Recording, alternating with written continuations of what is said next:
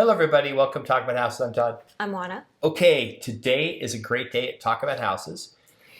Two reasons. We're going to talk about Blackstone buying $10 billion in multifamily with a B.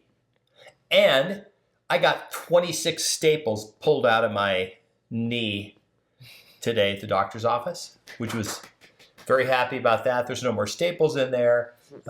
So, yeah, I can walk. Sort of. Pretty much, sort of.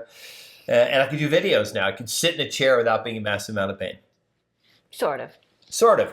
Okay, we're going to talk about this article and what this means, because this is sort of interesting. I'll just start with the headline. Dave Ramsey doubles down on real estate, says prices will go up as Blackstone acquires $10 billion more multifamily properties. Now, Juana, let's macro this out. What does multifamily mean? What's a multifamily property? So it's kind of the opposite of a single family, right? So it's not one home. It's a building that houses multiple families. What do most people know those as when they hear multifamily? What's the word they all hear? Apartment. It's an apartment. You go to a place, there's 64 units, or it's a complex. Right. It's usually a complex. Now, technically, in our MLS, anything that's over a four unit is multi. Like a fourplex would be in the MLS a single family, sort of. Sort of. Anything over 4 is considered multifamily. Yeah. And it's substantially different. We don't actually consider like a duplex where you buy one housing unit, but then you put like it's separated. And we'll have to do a whole video on this because there's duplex and townhomes, and one is one unit with one ownership, and one is just two attached houses, but they're separate ownership, right? So we're talking about $10 billion going into multifamily, but these are not single family homes. Okay, so why is this critical? Because remember, Blackstone has been dumping billions of dollars and buying up residential real estate. Why do you think they're going after these multifamily? Well, I think they're going after multifamily because there simply are not enough single-family homes for everybody, and multifamily is an economical way to capture the market. So that makes a lot of sense. Yeah.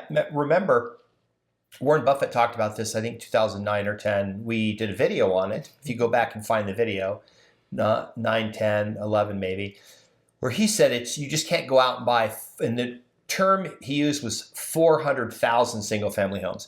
He said, if I could go out and buy 400,000 single-family homes and write one check, I'd do it today, but I can't do that. So you can actually write smaller, you can pick up more properties if you're not having to buy them one at a time. Right. And the thing about multifamily units is that obviously there's economies of scale. It gives you control over a lot of residential real estate, and what I mean by economies of scale is when you've got an apartment complex, you've got staff and that sort of thing to manage a lot of doors, which is much more economical than the amount of staff that it would take to manage single family homes. Okay, here's a quote from the article. Dave Ramsey was vocal about his prediction 2 years ago that home values would rise, a controversial thesis in the middle of the Federal Reserve's interest rate hiking campaign.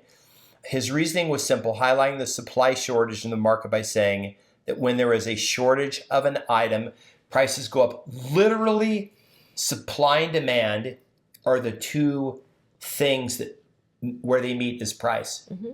So this idea that so let's talk about this really quick because this is sort of this ridiculous thing. I don't believe it was controversial that home prices would keep going up even with interest rates going up. Remember the crash bros? 40 to 50% home prices will crash everywhere across the nation in every single market, except for maybe Austin. In every single market, home prices are more than they were 2 years ago when interest rates were at 3%, and interest rates today are pretty much close to 7%. Right. So here's the thing. What we know today is that it is more affordable to rent than to buy in most of the large housing markets in the U.S. Now, we know that because rents have not kept pace, if you will, with interest rates, right? Because like we've said before, interest rates and price don't necessarily have a relationship. So what's happening is we're still in this situation where rents are a certain amount, but interest rates, because they're higher now, those homes are actually cost more to purchase if you're making monthly payments and if you're financing the majority of the purchase, then that mortgage payment is greater than your rent payment. However, over time, what happens? Your rent keeps going up while your mortgage payment does not, and you don't have certainty. And over time, that mortgage payment, because it remains the same or has the possibility of actually going down through refinance for a better interest rate, then you've got a better grasp of your housing cost through ownership than you do through rent. This idea that the house prices are going to vary strictly based on interest rates, completely false. And I'll give you an example. The potentially affordability, we'll use the word affordability, of a home is based on a comparison of a number of factors. One could be how much it is compared to rent. Because if I just said a rental's $2,000, you would say, oh, that's super cheap. Where do you live? San Diego. Oh yeah, San Diego. Sorry, it's $6,000. Okay, for that 2,000 square foot house out in way out there. You're in La Mesa. You're not close to the beach, so don't even go there. Right. The entire housing market is backed by one of two things: cash, 43%. Okay. They are zero. They have zero effect on interest rates. Interest rates, doesn't matter what they are. It doesn't affect people with that have paid cash. Okay, now you say, but Todd, everybody else, that's 50-something% of the people. No, it's not. Juana, if you bought a house and you had a 3% rate when you bought the house, does that mean you pay 7% today? No, nor do you pay 7% if you refinanced your house, a couple years ago and you got a 3% rate, which is my point, that your housing cost is fixed because most mortgages are fixed rate mortgages. Not all, but most. There are people right now getting 5/1 ARMs, so which means that their rate is fixed for 5 years and then it goes variable after that, because what they're thinking is, hey, I'm going to get a lower rate because I'm getting this adjustable rate mortgage, and between now and 5 years when my mortgage starts adjusting, I'll be okay because my, I'll probably refinance because interest rates will go down, or maybe I'll sell the house, or I'll make some other arrangements. Okay, here's another quote for the article. Now with around 16% of listed homes affordable to local median income earners, it was lower actually not too long ago. According to Redfin data, Ramsey warns against waiting for prices to drop. This is the same guy in 2019 that said, I'm going to find the video because I remember it distinctly. He said, basically, you should sell all your real estate and you should put all your money in the stock market. Remember that? I remember a lot of people saying that. I don't remember him in particular. I remember him saying that on his thing. He basically said you're going to get a higher return, you should put it all in the stock market. And I was like, oh my God. It's like that's literally the word. Fortunately, and probably there were probably some people who did that, and now they could have had an $1,100 a month mortgage payment. Now they pay $2,200 a month in rent, and it's just going to keep going up every year, and they're not building any equity. So, okay. Here's another quote. Now, this one really surprised me. Okay. According to Bank of America Corp's 2023 Homebuyer Insights Report, 56% of Gen Z and millennials who hope to own a home, 56% of Gen Z and millennials, they are the largest demographic too. Boomers are the third largest. Gen Z and millennials are theirs the most. Gen X is in there too. Okay. But Gen Z and millennials are a massive group of people. We're talking 60 million people. Okay. They want to buy one in the next 2 years. Want it. If 60 million, how many houses sell in a given year usually? About a million. Well, we have about 4 million homes. 4 million sold last year. If 60 million people decided to buy a house in the next 2 years, what's 60 million divided by 2? 30. You did that without a calculator. I know. Very proud of you. Math in public. Not even in Mensa, able to do math. 60 divided by 2 is 30 million. There were not 30 million homes for sale. So Wanda, let's just do the math. 30 million people in a year are trying to buy 4 or 5 million houses. We're talking like 6 offers per house. And then 5 of the people don't ever get a house. If you have 6 offers on a house, you have a listing, it just went under contract. That were 6 offers, right? It's something like that. It was a ton. Did more offers make the house price go down or go up because more people are trying to buy it? There was only one seller, but there was a lot of buyers. There were a lot of buyers. And it was really funny because the house got multiple offers over list price. And there were people who offered way below list price. And it just puzzled me because I said, okay, I've let you know that we have multiple offers over list and you're offering below list. I don't understand that. We're going to do a video on that. There's a group of people out there who basically believe that when they hear that from an agent, they're lying. They literally say, I hear that and I know the agent's lying. How do you know they're lying? Why would they do that? Why would they, if they have, you're saying there's no offers and they're not going to get paid if the house doesn't sell. And they're trying to scare you away so you won't buy the house. Oh, you know what? I've got 10 offers already and they're really high. Just don't even bother writing an offer.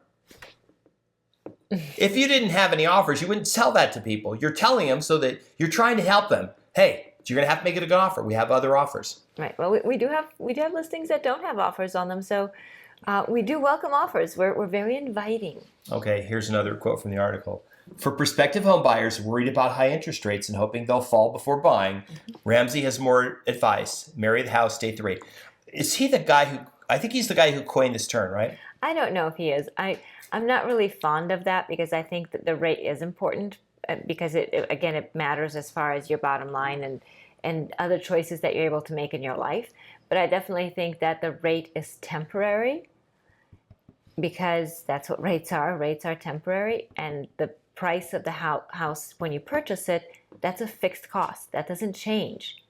So I think that is something to keep in mind. Okay, here, let me give you an example. If I told you that you could buy a house today for $400,000, okay, it'd be $400,000. And now, obviously, if you're in California, you can skip ahead, right? Okay. Okay. Well, 400 grand. If you're in Las Vegas, you can probably skip ahead too because getting something for $400,000 in Vegas is few and far between. Okay, 500,000. we just go 500 grand. That's the price you're going to buy the house at. And you're going to get a 7% rate. And I told you, now I'm just going to make this up, but because we're doing a scenario, that there's a 100% chance in 2 years that 2 things would happen. The interest rate would be 5% and not 7. It'd be 5, okay? And that house would be $550. Now you're going, but Todd, I should wait 2 years and keep paying rent. And then in 2 years, I'll buy it at $550, but I'll only get a 5% rate. Now, Juana, if you knew for a fact that was going to happen, what decision would you make? I would still buy the house today because it won't be available in whatever time frame. And I like the house. The house suits my needs, and I'm buying the house. Okay, but what would you do in 2 years with the 7% interest rate? I would refinance. Oh, so you would have, so let's say there's 2 houses side by side, and you bought it at $500,000. Right. And you're starting to make payments, you're paying down the principal and everything. And then 2 years later, you refi it at the exact time the person buys the house next to you. And they go, oh, you bought your house with 7% rate, but I got only a 5% rate. So I have a better deal than you, right? No, I've got a better deal because I paid less for the house and I have the lesser rate. And I've not only that, but I've built equity over the last 2 years. I've gotten to deduct the interest and the property taxes. I've gotten to enjoy my home, and I've had a good life. Okay, so look, we get criticized for this all the time, but there's almost no downside. This is not the stock market. This is not, what our house is going to be worth in 4 months or 6 months. Should I wait? Historically, there's almost the worst time to buy a house other than today would be tomorrow. And then the worst time other than tomorrow would be the day after tomorrow. Okay? There is a massive shortage of homes, of not just in the MLS, but of homes, the housing stock. Builders have been underbuilding now for about 15 years. They are certainly not interested in flooding the market with new homes. We did the videos from a year or two ago. Remember the new homes. Their builders are sitting on tens of thousands, They're just waiting to release them. Like, are the locusts behind? Are they going to release the locusts?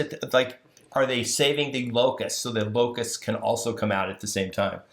It's almost like a conspiracy theory. I hate to say that because a lot of conspiracy theories have come true the last couple of years, but the home price ones haven't. So, bottom line is this, and then I'll let Juana wrap it up. Blackstone sees an opportunity. Mm-hmm. They're playing the long game. Mm-hmm. If you are making a decision to buy a house, play the long game. If you're moving to a town and you're military, you know you're going to be there 3 years, and then you're going to go to command and staff in some other place, then maybe you don't buy. If you don't want to be a landlord, but maybe you're going to get stationed back there again, and maybe you're going to retire. Maybe it's someplace you would like to live. I still hear the stories about people in San Diego who, back in the 80s were paying like $250,000 for a house. And other officers would be like, I can't believe how much you're paying for a house. Like $250,000 is a ridiculous amount of money. And those homes today are like over $1 million. Mm-hmm. And they have all this equity. Mm-hmm. Right. Yeah. Well, look, home buying is like any other investment. It has to be the right investment for you. The only difference between home buying and another investment is that when you purchase a home that you're living in, you're actually getting to enjoy that regardless of what that investment value is, because hopefully you're purchasing a home that you like, you're enjoying. It's giving you shelter. It's giving you a home that you can be proud of, that you can be comfortable in, and have and make happy memories in. Most investments can't do that. So not only can a home provide that for you, but it can also provide a rate of return in the way of appreciation. And of course, there are tax deductions if you qualify and all that good stuff.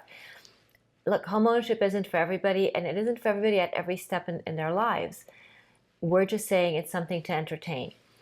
The current environment probably means that home values are going to, at the very least, remain stable, if not increase for the next few years, because, as Todd mentioned at the beginning, and we've mentioned a lot, the amount of supply of homes that we have versus the people that would like to purchase them, plus the investors, lead us in a position where there's fewer supply than there is demand. So long as we have more demand than we have supply, prices will at the very least remain stable or increase. We have people much smarter than us saying out there that because of the shortage of homes, home prices will continue to increase. By how much? I don't know. Will they outperform the stock market? I don't know. But I do know that we all need somewhere to live, and investing in a home where you're going to live is also investing in your home, in yourself, in your own happiness, and your own security. So that's what I think about. And we're not against the stock market. We have a massive exposure to the stock market. We all do. Look, if you have a 401k, your stuff is in the stock market. Yeah. So this is just another avenue of investing. If you're interested in real estate, please remember to subscribe to our videos. We appreciate you watching. Please leave us your real estate related comments. If you are in Vegas, please consider using our services to buy or sell a home. Mm-hmm. If you are elsewhere, please reach out to us just the same. We have a network of fantastic agents who are ready to help you as well. Thank you for watching. We appreciate you, and we'll see you on the next video. Bye. Bye.